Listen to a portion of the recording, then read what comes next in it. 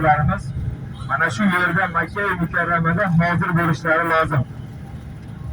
Zulhijja oyining 8-kuni hamma hojilarimiz mehmonxonalaridan mana shu hozir yo'limizda keladigan Mino vodiysiga to'planishliklari shart.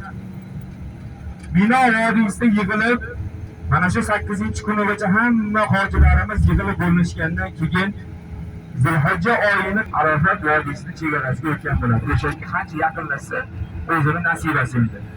Mana shu yerda qadamog'ini Arafatda hojilarimiz peshin namozi vaqtida peshin namozi bilan asr namozini jam qilib, mana shu yerda namozni ado qilishgandan so'ng Muzdalifa degan vodiy keladi hozirgi. Hoji Muborak deb ta'riflashadi. Bu yerda bilan o'sha hayit namozini o'qishmaydi. Bular o'sha bomdod namozidan keyin